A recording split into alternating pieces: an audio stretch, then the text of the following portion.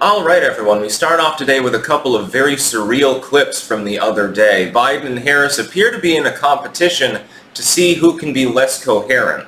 Then you have, of course, Biden arguably throwing Kamalaharris under the bus during the same rally. Well, yeah, all of my ideas are also Kamala's ideas. Yeah, that's going to go over really well because your ideas were so popular. Between that and the MAGA hat incident, people are starting to think that Biden is bitter and that he's basically throwing Kamala Harris under the bus. I'm amenable to the concept that that might be the case. I think that there's definitely a palace coup behind closed doors. But anyway, we'll get to these clips. Links in the description to both of them. I want you to watch both of them and judge for yourself which one is less coherent. Because I can't really decide for myself. I have no idea which one I think is crazier. Kamala Harris's prompter went down and she promptly started stuttering. Had no idea what she was saying. Had no idea. She's not a good public speaker. She's not capable of spontaneous public speaking. This is why she rarely goes out and actually speaks without a teleprompter. She rarely takes questions from the press. She's had exactly one presser since her candidacy was announced. Ta-da! That's basically it. She never takes spontaneous questions, even from a captive media that quite clearly wants her to be the one that's elected. She almost never takes questions from individuals. Like, if she's out on the street, she basically just ignores everyone. Just imagine her trying to buy a bag of Doritos. That didn't go over so well. It was awkward, looked phony, and was quite literally staged. With Joe Biden, you've got dementia. So what was once a relatively good public speaker, if you look at his Senate speeches, Biden actually kicked ass. He does not have a stutter. I deny anyone to claim that. Maybe when he was a kid, but it's been suppressed for a long time.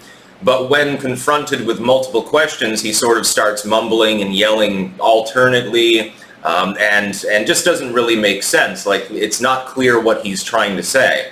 So, and Kamala, by the way, without a teleprompter, basically faces the same problem. She meanders off into la-la land, doesn't appear to even understand generally what she was asked, or if she understands it, she simply doesn't have an answer. Now, in Kamala's case, it isn't dementia. She's too young for dementia.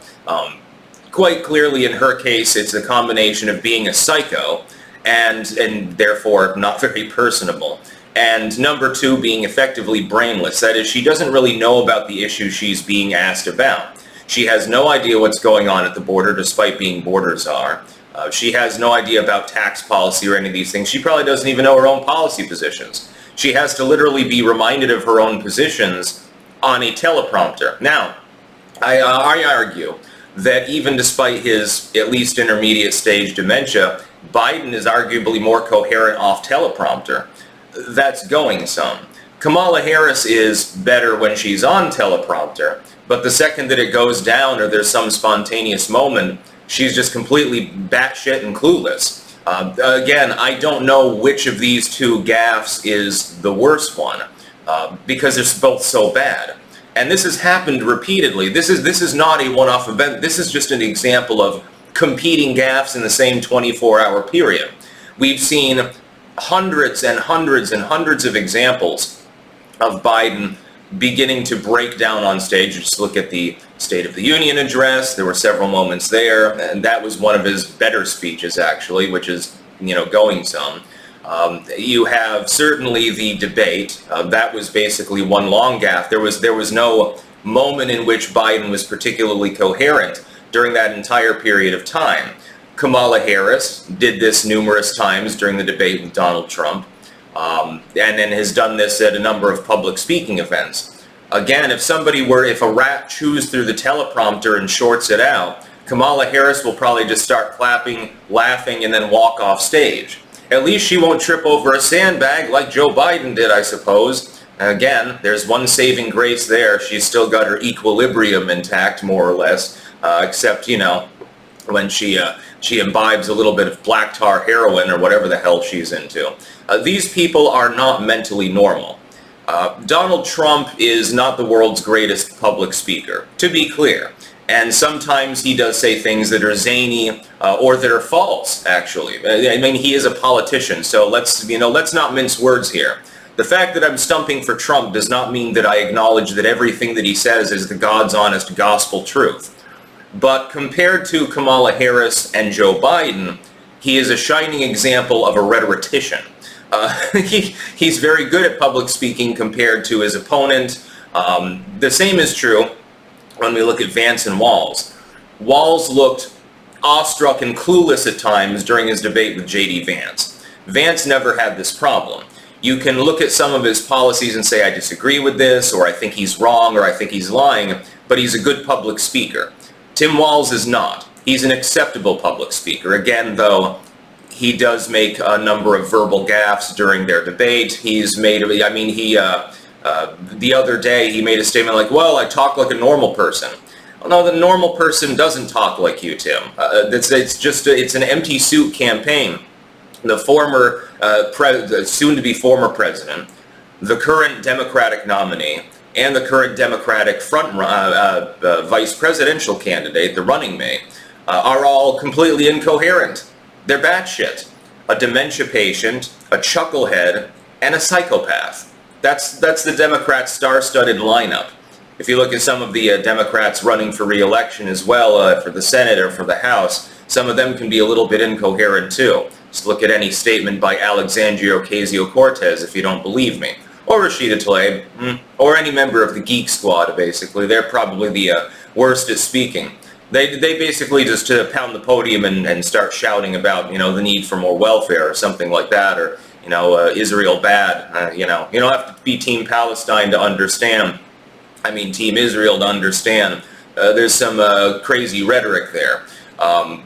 The lack of coherence and competence shown by the current administration and by the would-be incoming Democratic administration under Kamala, although she's probably acting president right now anyway, is staggering. We haven't really seen anything like this before. Like, you've had candidates that have been a little bit weird before, like, Walden, you think Mondale, for example. Not a great public speaker, not necessarily the most intelligent person in the world.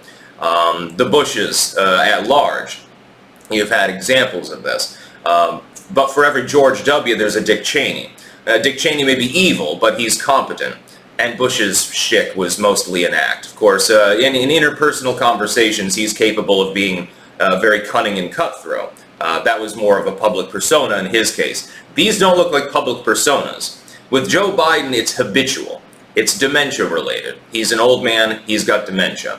With Kamala Harris, she simply is terrible at public speaking. She has to be reminded of her own opinions. When you have to be reminded of your own opinions, you're pretty far gone now, aren't you? Well, that's exactly what's happening with Kamala. She's short-circuited. It's almost like a Rubio moment. You remember during that 2016 debate where Marco Rubio melted down with his scripted line and Chris Christie pointed it out, and Rubio kept defaulting to the same line over and over again?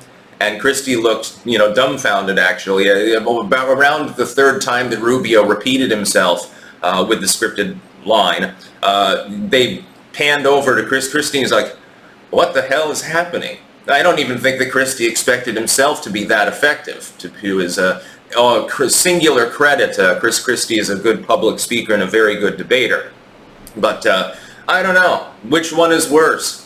I can't tell. I think it's about 50-50. Maybe I should conduct a poll or something like that. I'll put a straw poll link in the description too, and you can tell me who is less coherent here, who had the bigger gaffe, Kamala Harris or Joe Biden. I wish that I could vote twice because I have to vote for each of them. It really is that bad. I mean, if you haven't seen these clips, you're going to be like, what the hell am I even watching? I have no clue what Kamala is saying during the teleprompter meltdown.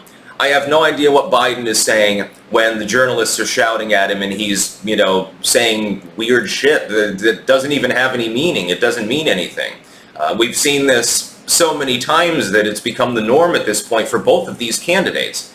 I would love it if they would ban teleprompters during, public addresses at rallies and shit like that by politicians. Trump, he would ramble, but he'd be generally coherent. He would at least talk about some issues.